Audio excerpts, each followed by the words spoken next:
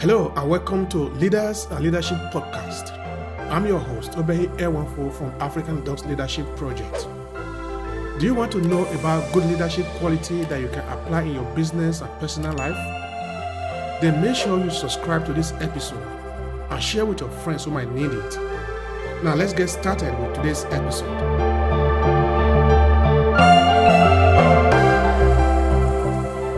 Welcome back, all the leaders out there.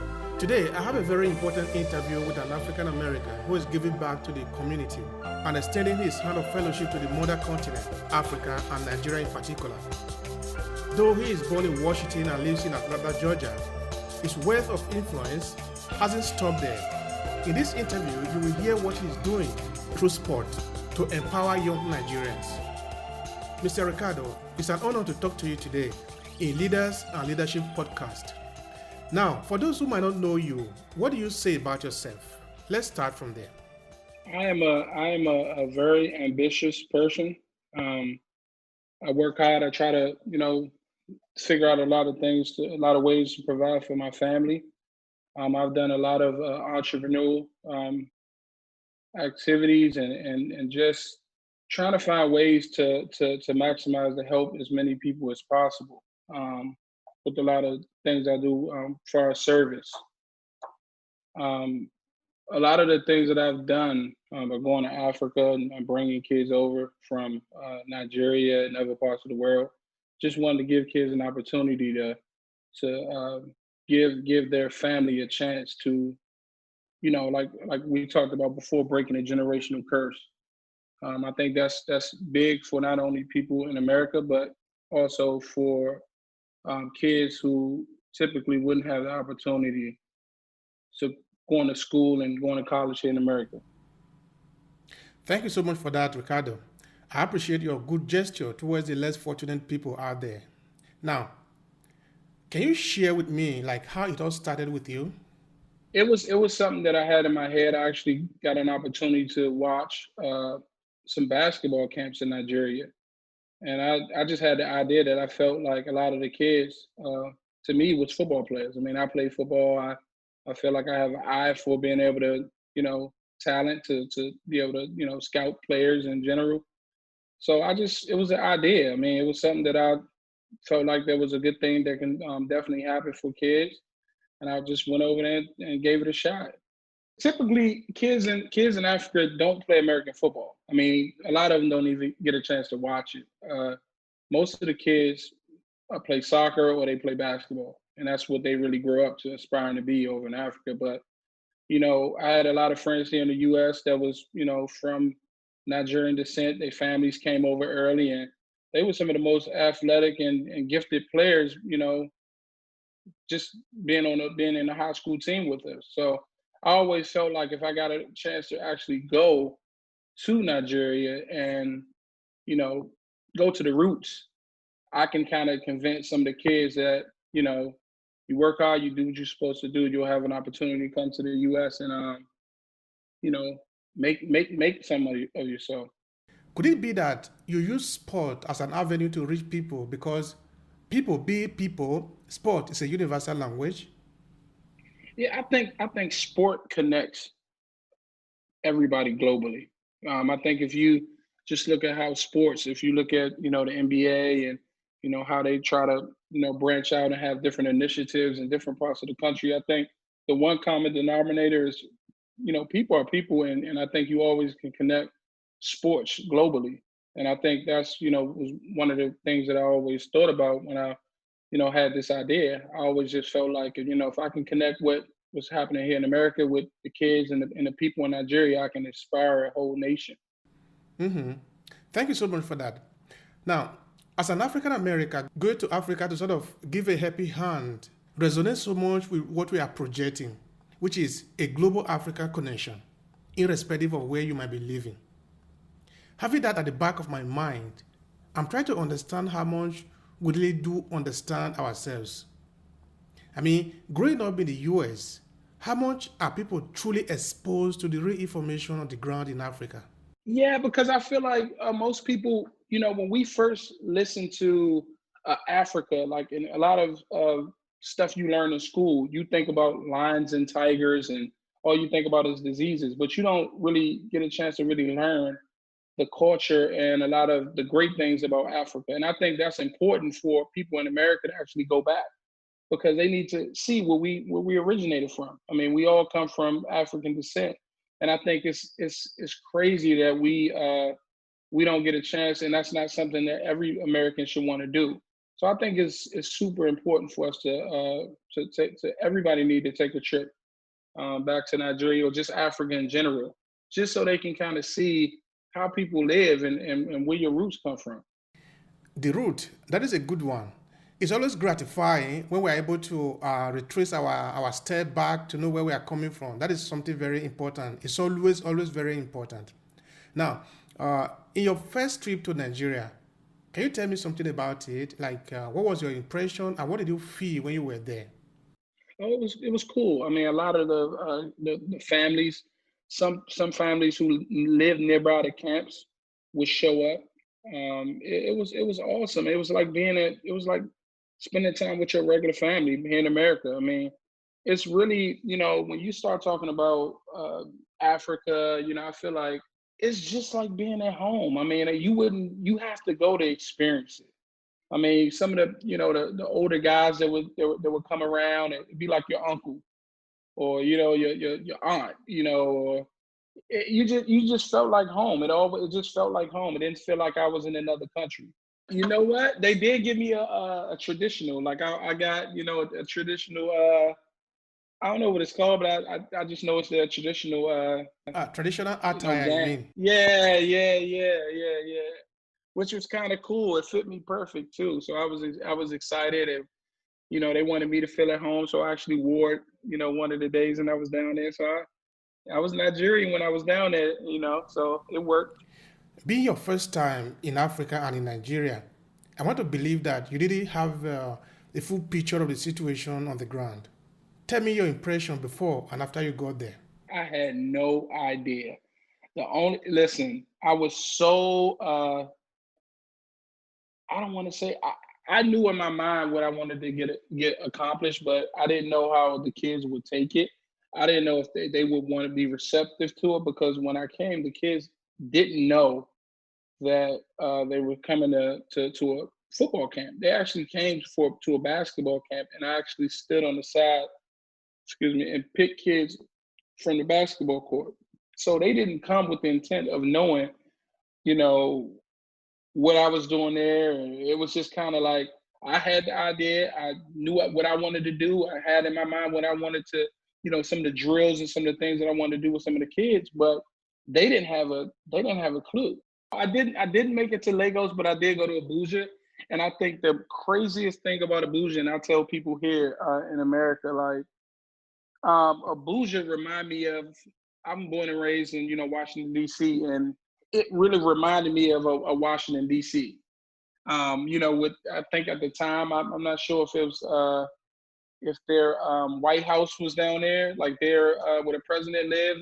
The craziest part about that experience being in Abuja was seeing cars that I'd never seen before in the US. And I tell people all the time, I said, listen, you may not understand, there is a lot of money in Africa, and there's a lot of wealthy people in Africa. And they ride around in Rolls Royces, and people think I'm like making jokes. I'm like, no, dude, like it's crazy.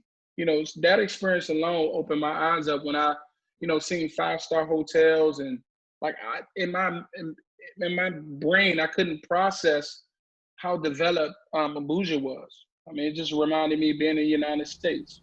You see, this is what I was referring to before about the right information. In most of the cases, people don't know what is going on outside their little cycle and the continuous loop of controlled information in the media. And for us to make better connection and network across continent, we need to step out. Yes, we need to step out from what we already know and embrace a new world with a different perspective. Why not? Now, I'm not trying to imply that everything is rosy in Africa or in Nigeria, to be specific. We do have some problems, from inadequate infrastructure, lack of youth empowerment, to people-oriented policies. But that is only one part of the story, not the whole of it. So why do you think the whole story is never reported to you in the US, for example? I don't know. The only thing I can think about is, as Americans, we have to paint Africa in a different light. Like our government, our people, they have to paint Africa as a beautiful place that people should want to go back to, or we should be, you know, inspiring people in the U.S. to go back. But until that happens, you know, they're going to continue to show the bad side of Africa, the corruption. Especially as soon as you hear Nigeria, people say, "Oh, scam." That's the first thing in America that you hear when you hear Nigeria, and it's so much more than corruption in Nigeria. It's so many beautiful people. It's so many beautiful places. It's so much land, animal. Just it's amazing. But we have to paint Africa in a better picture, and I think it starts in the elementary schools. It starts in the high schools. Like, we don't learn how beautiful Africa is growing up for whatever reason, and I think that has to change. That has to change. Yes, it really has to change. I absolutely agree with you. That has really been interesting. Now, let's talk about your business. Tell me more about what you do in the line of business. Well, I've been working in the sports management field probably for the last 10 years. It's a big thing. It's been a part of my life because I am an athlete. I used to be an athlete, and me getting an opportunity to really help guide guys through their career has been, a part of my life forever. Definitely getting an opportunity to also create programming for kids. One of the biggest things that I've been able to take from bringing kids over from Nigeria, and this is one of the main reasons why me and some of my partners, we created these programs. That is fantastic. Now, after a long bureaucratic and logistic difficulty, the children are brought from Nigeria to the US and they are inducted into the system. Great. Then, what about the psychological fallout, if I may put it that way? Are there some trauma, difficulty for the change of environment? Please let me clarify this part. When you bring a kid over from another country out of his element, and a kid is excited about coming to America, going to school, getting an education, doing better for his family, some of the things that we miss is how that kid, the trauma that he had before he came to America. So many people focus on the sport part of the kid from another country coming to America. So I wanted to be a part of creating programming to help with the mental part of a kid, because that gets lost a lot when kids come over to America. Because most of the time, just like when I had my football camp and I would bring a kid over to the U.S., we focus on that kid being going to college, doing right, doing what he's supposed to do, but we forget about the mental side and the trauma that he may have went through as a kid. And I think that's very, very important, and that's why, one of the programs that I was able to create, the Warrior Woke program, and the Complete Athlete, because the biggest thing is, once that kid graduates, you still have to create a way for him to continue to be successful in the U.S. He still needs to get a job. He still needs to figure out his life. And I think, yeah, they're kids. I mean, a lot of the kids, of course, like, some of the kids that came over, their parents, their dad may have died right before they came to the U.S. I mean, it was a couple of kids that came and their dads actually died. I don't know exactly what from. I think it may have been maybe hepatitis, something that, was like an inherited family type of thing that was going on there. I'm not sure.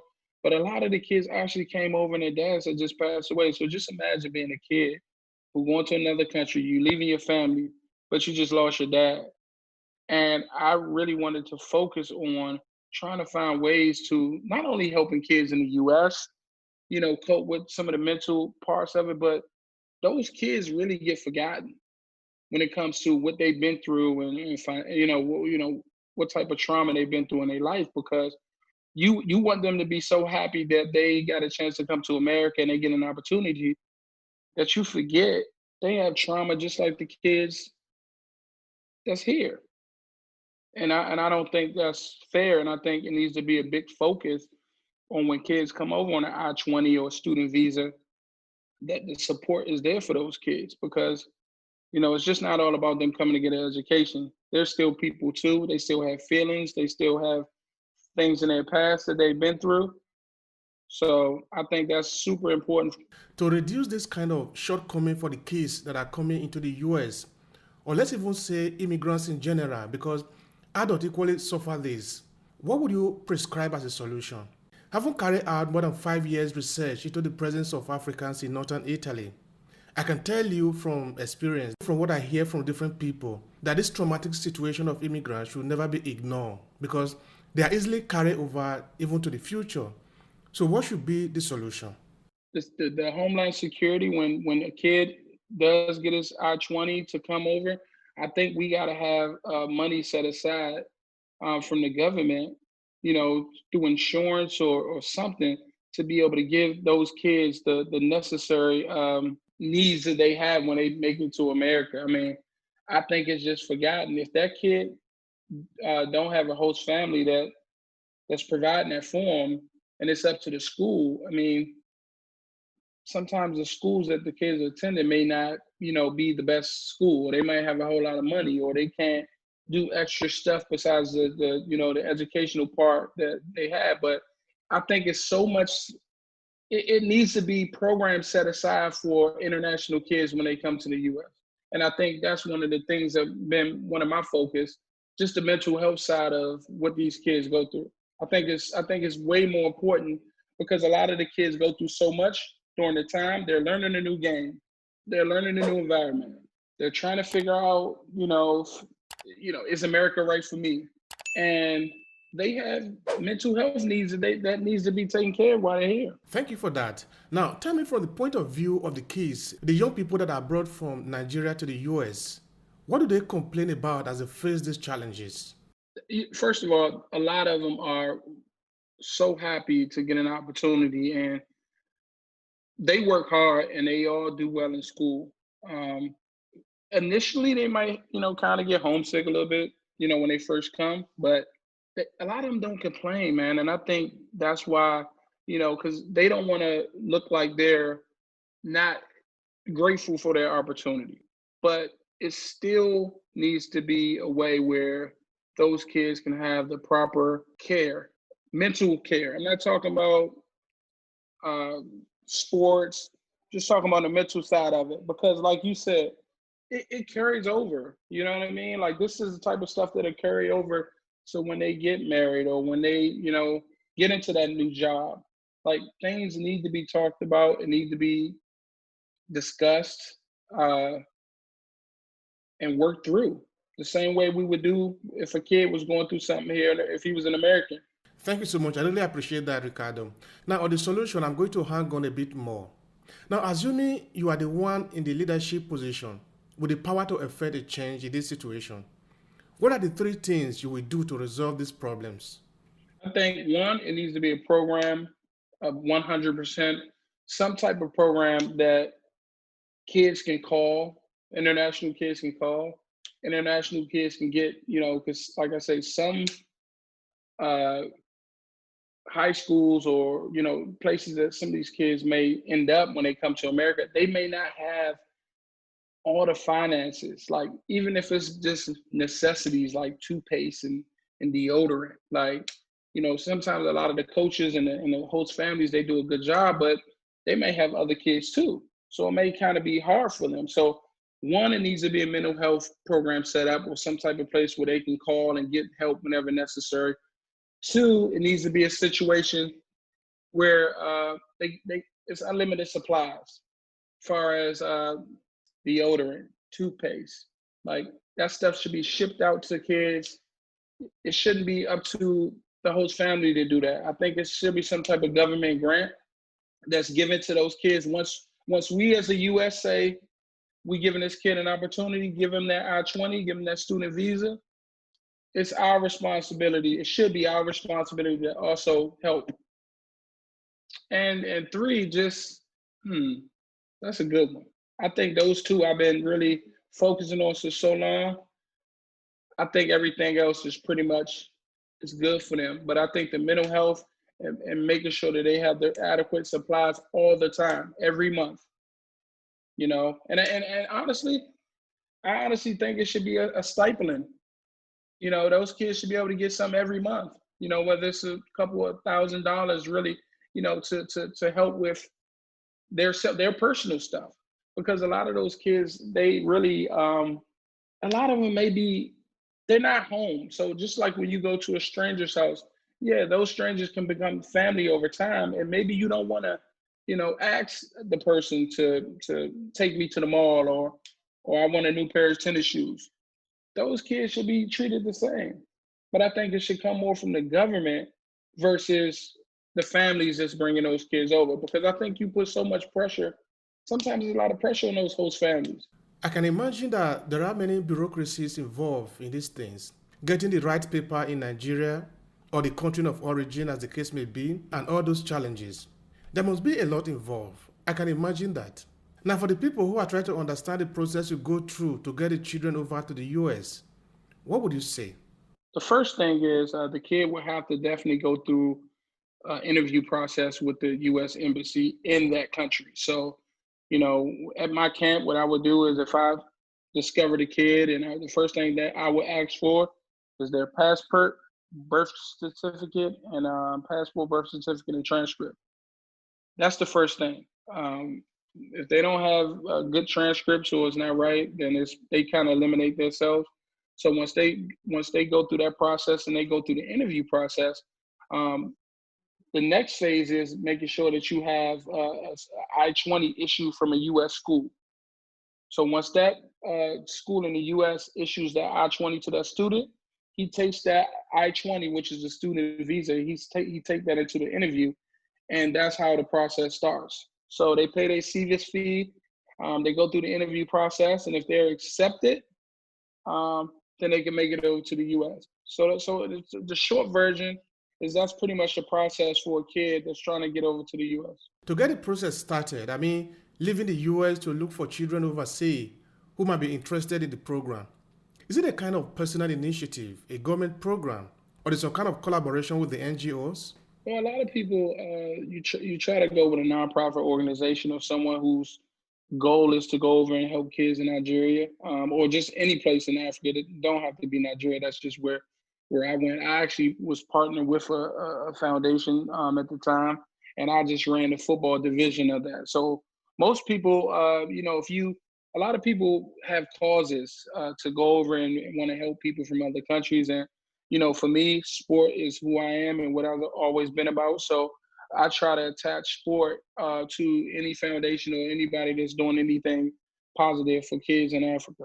Is this something you did for a fixed amount of time, or are you still bringing in more people these days? No, I actually did it. I think for like 3 years straight. A lot of the kids that I've initially brought over, they're graduates. They're college graduates now. I mean, a lot of those kids got master's degrees, and they've been very successful.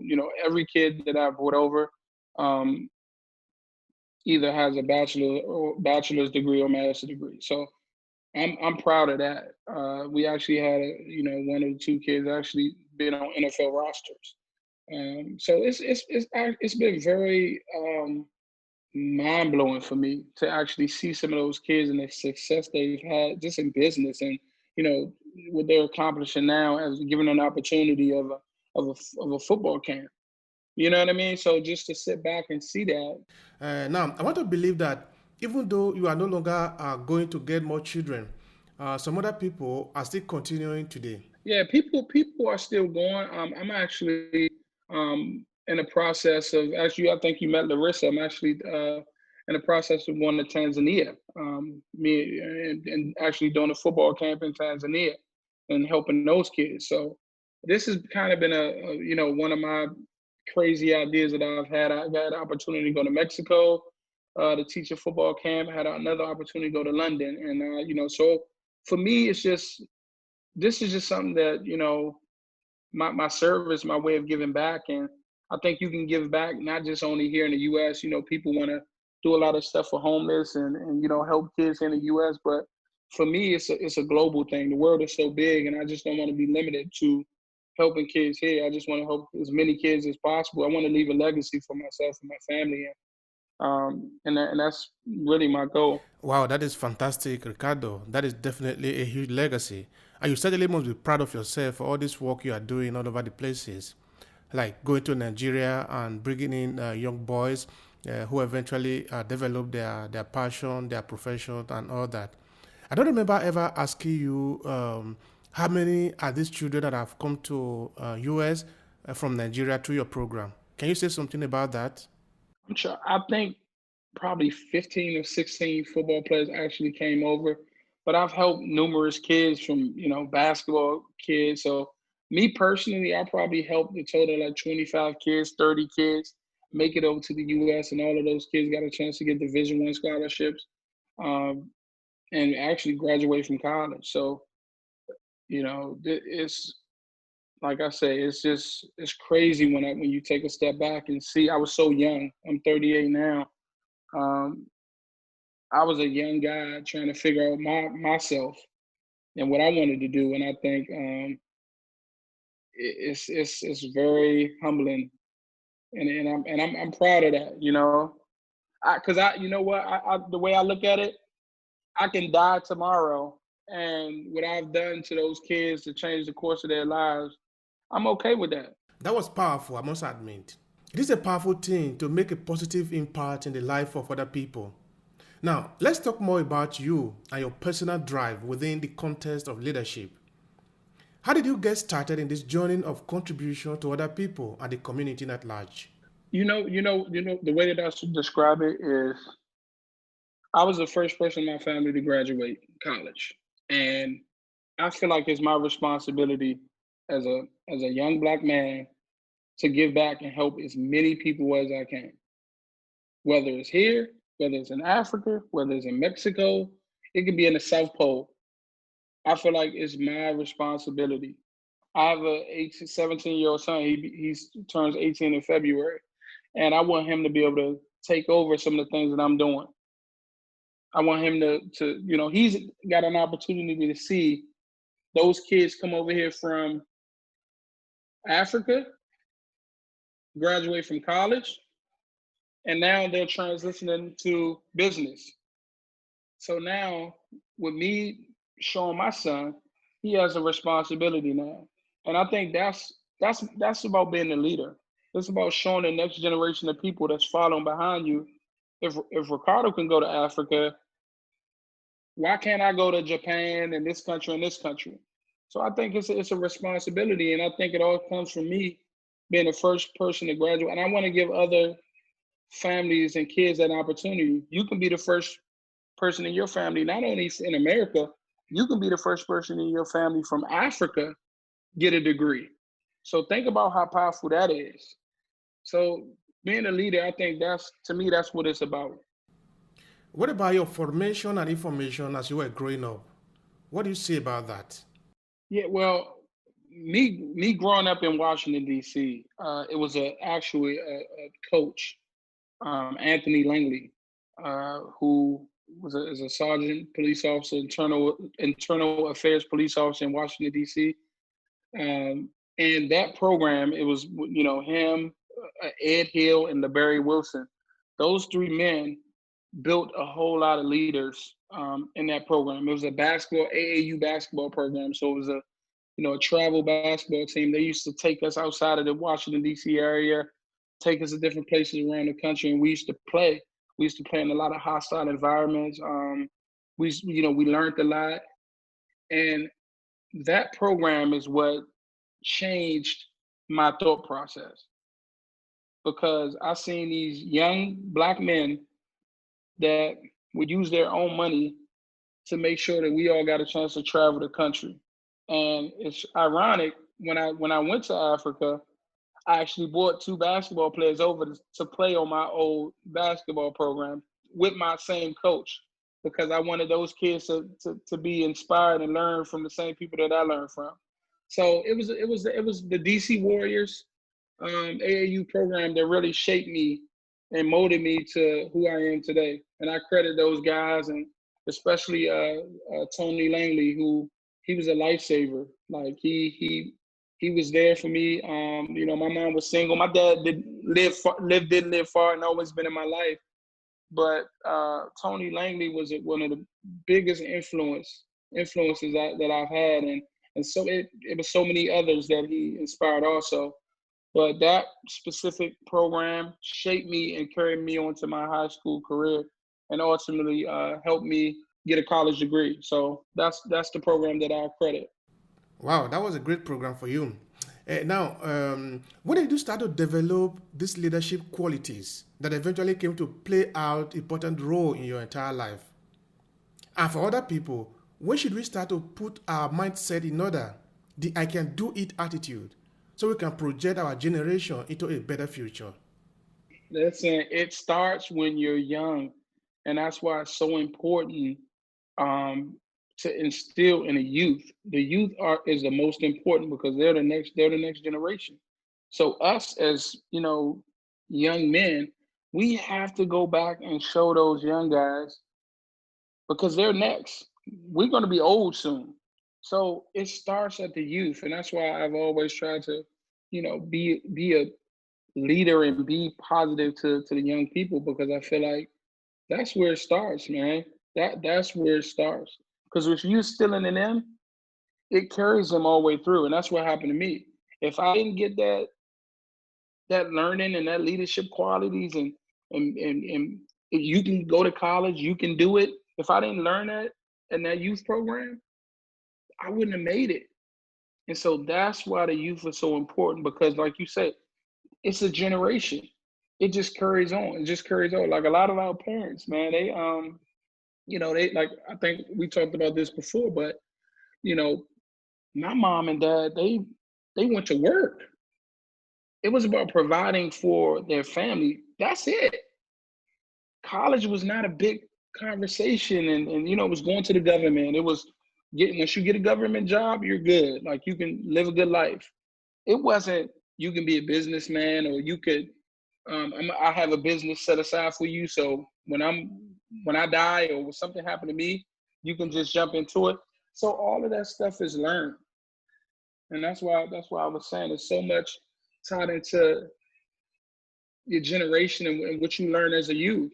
And I think that's why it's so important for us to put as much positive influence into the youth as possible. Turning back to the children you have brought over from Nigeria, have you influenced them with this mentality so they can start from where you stop without you necessarily needing to be around them all the time?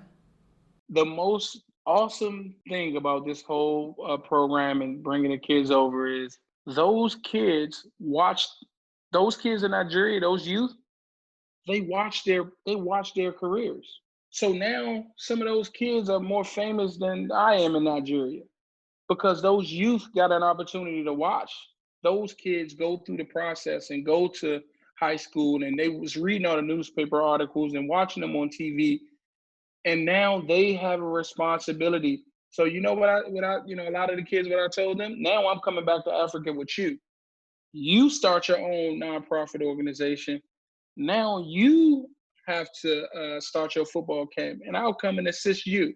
So a lot of the kids now are working on having their own nonprofit, and they want to do football camps in Nigeria, and I'm just going to go assist them. So it's like a cycle, man. It's so crazy. That's how life is. I didn't know that once that kid that I helped went through the process, graduated from college, and I inspired him now to go back to help more kids. So now we can help more kids get over here. And it'll be bigger now because they got a role model. I'm American. It's different when one of their own. It's different when one of their own come over and do it.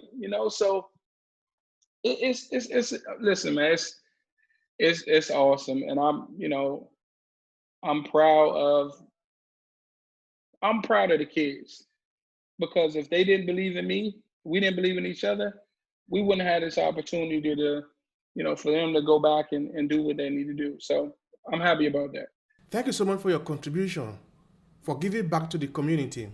According to John Maxwell, who of course has written many books primarily on the subject of leadership, The true measure of leadership is influence, nothing more, nothing less.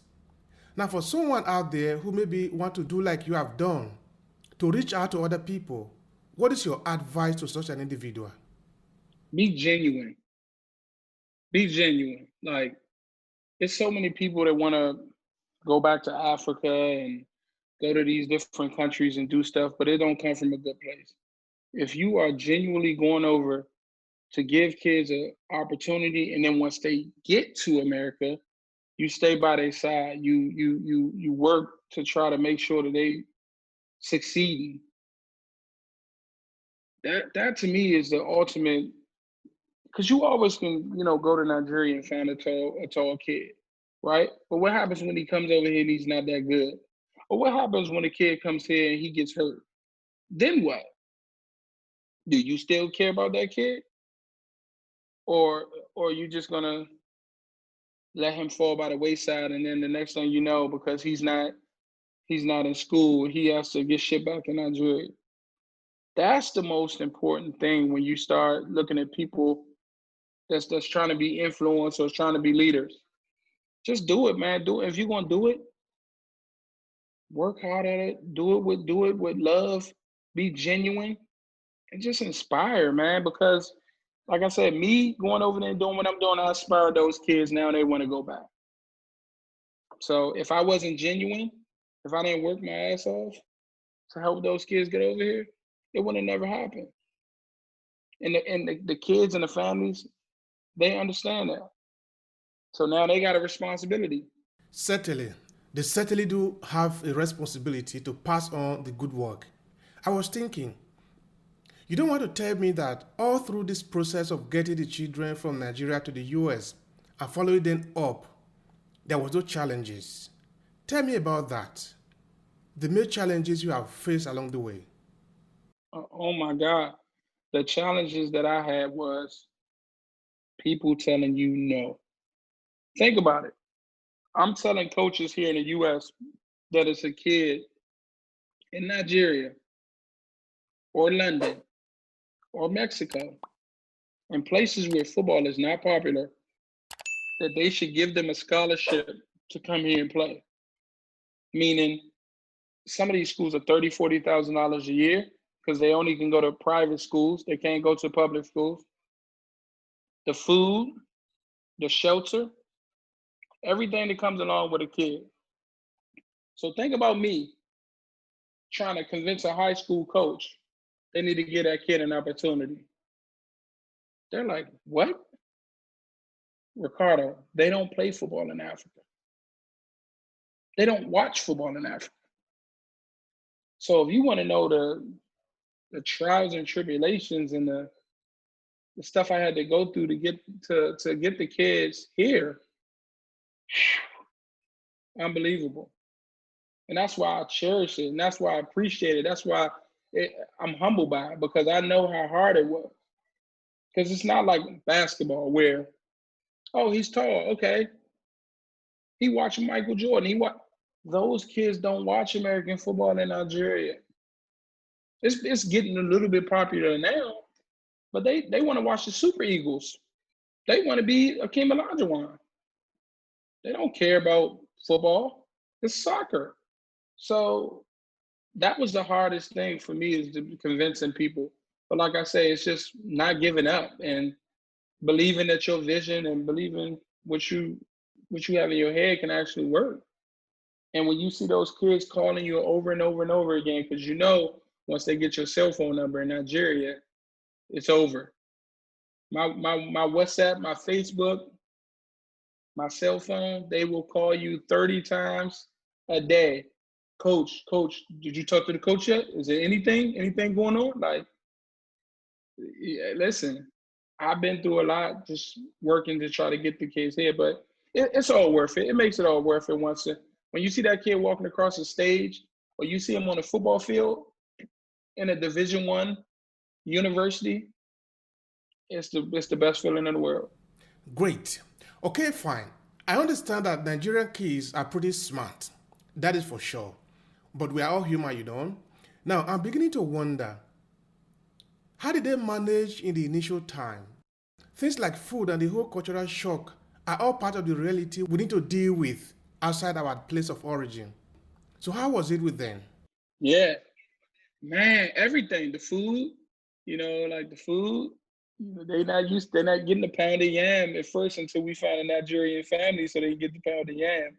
Um, Everything, the culture, the clothes. I mean, I think, they watch a lot of movies and they see a lot of, the famous people in Nigeria. So a lot of them have some sense of style, but just learning the culture of being an American. I mean, it's different. I mean, everything's different. A lot of the kids say, they look at America, they thought every place was like Hollywood. They didn't realize how that it was. It's some places in America that's they live better than some of the places here. They didn't know that. They didn't know that it's a lot of poor places in America. They look at America like it's everything's great. So I think that was a huge transition for a lot of the kids, just realizing that everything ain't great in America. You know, it's some places where I come from, and the kids would say it all the time. They'd be like, "Wow, I got friends that live better than this, coach." And I'd be like, "Yeah, you had to experience that." That and I think being away from their family was really it's really tough on a lot of the kids.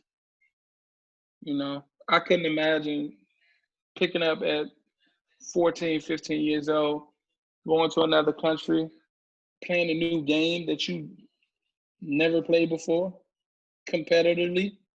It's tough. Now you have invested your time and energy in this project because you really believe it, and I can see that in your eyes. But at the end of the day, there is also the satisfaction, so kind of personal fulfillment. Like when you look at what you have done, you say, "Yes, I made it." When was some of those reconfirming moments for you that make you believe that, okay, yes, I'm satisfied in what I'm doing? Man.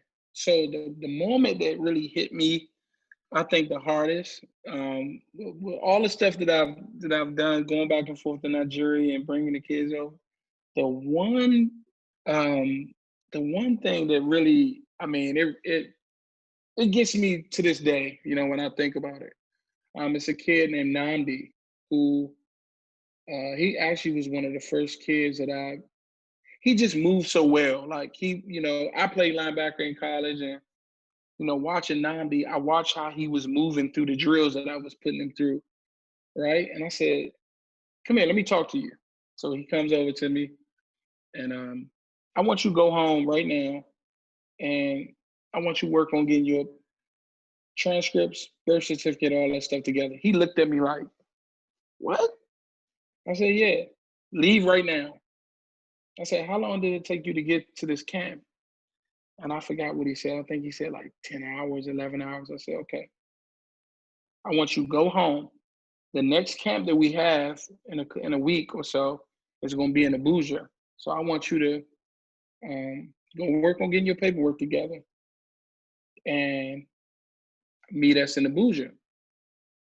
And he was just looking at me like so confused, like, what is this guy talking about? Like, I came here for a basketball camp. I end up doing football drills, and this guy is telling me in the first 20 or 30 minutes of me being here to go home. And so he did it. He went home, talked to his parents, said, "Hey, it's this crazy dude, this crazy coach that's here, and he's telling me that I can be an American football player." So he comes to Abuja, and we have another camp. So what we would do is have one camp. I think this camp may have been in Zaria. Yeah, I met him in Zaria, and then he met us a week later in Abuja for like the second part of the camp. So what we would do is pick some of the kids from that camp, and then we invite them to Abuja for like the main camp where kids from Abuja can come. But these was like the picks that we think that we want to continue to keep an eye on. But for some reason, that kid was always he was special. He was special. And I was like, I don't know. I can just, the way he talked, the way it was just something about him. I was like, go home right now. So he meet us in Abuja. I continue to watch him, and I'm like, he was exactly what I envisioned in my mind. So I start calling my friends in America who had high school football teams. I'm like, listen, it's some kids here, like, but it's just, I told my boy who was a high school coach, I was like, listen, it's a kid named Namdi that he can do it, man. He's not that big. He's probably like 6'1", 205. But I was like, listen, the way he moved, I'm telling you, he can be a Division I football player. He can do it. Everybody was like, Ricardo, you are crazy. We have those type of kids here in America already. What do we need to bring a kid from Africa that's only 6'1", 200 pounds? I was like, no, he's special. So long story short, I end up, the coaches listened to me. He actually brought 3 kids from that camp. He believed in me. One of my friends who was at a private school, he believed in my vision. And he issued the I-20s from the school, and then I gave it to the kids. And the most craziest moment that I had was when this kid, Nami, got a scholarship to play at my college, University of Maryland. I couldn't put that in, like, it was like a dream. It was like, so I believe in this kid. I bring him to Baltimore, Maryland to go to high school. And then he actually gets a scholarship to play American football at my college. That was it for me. Everything that I had kids, go to Florida State, LSU, Morgan State. But that right there, it really just, it made my life, because I actually got an opportunity to see a kid wear the uniform that I wore, and he never played football ever in life. He didn't even watch it. He didn't even know why he was coming to the camp. He was coming to play basketball. So it was that experience, that alone is something that I can't really describe.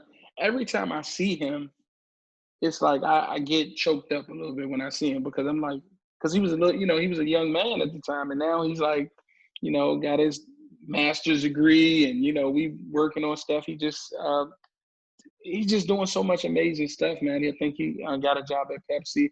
We actually, me and Larissa put him into the Global Chamber program, and he's going to be in charge of the leaders globally. It's like, and all that started from me just thinking something that he was special, which he is.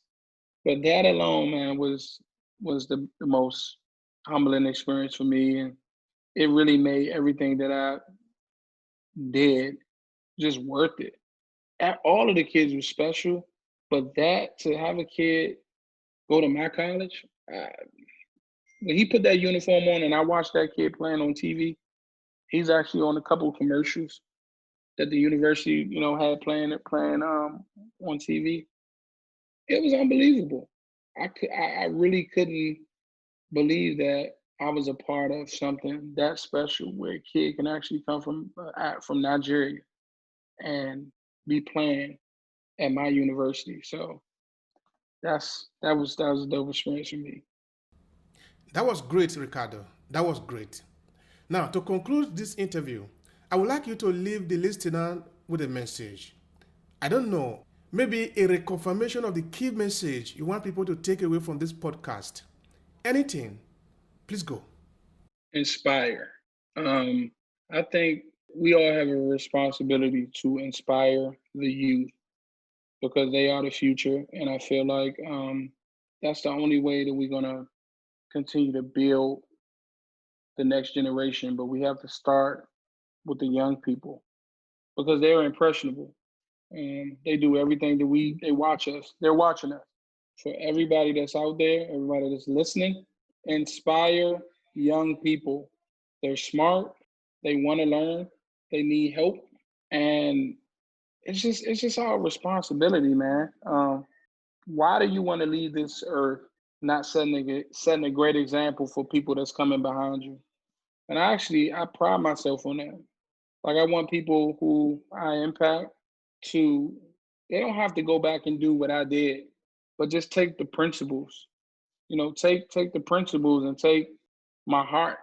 And I think if you lead with that, you inspire, and you do stuff from your heart, it never ends, man. Like, it's about leaving a legacy. You start thinking about people like Dr. Martin Luther King or even Bob Marley, right? I think Bob Marley died at like 35 years old or something like that. Young man. Think about all the people that he inspired. They listen to Bob Marley all over the world. 35 years old, he was able to inspire the world. He died, and he inspired the world through his music. So I think it's about just inspiring people, whatever it is. I mean, don't have to be going to Africa. It can be helping the people in your community in Atlanta or DC or Chicago. But if you inspiring, it really changes the course of history for the youth. With that, I want to say a big thank you to Mr. Ricardo Dickerson. No, thank you, man. Thank you. I'm appreciative of being on your podcast, and I look forward to being on anytime you need me on. Oh, thank you, bro. I really appreciate your time and your service to the people. I really do. And to all the listeners out there, keep on building your leadership quality and your service to the people.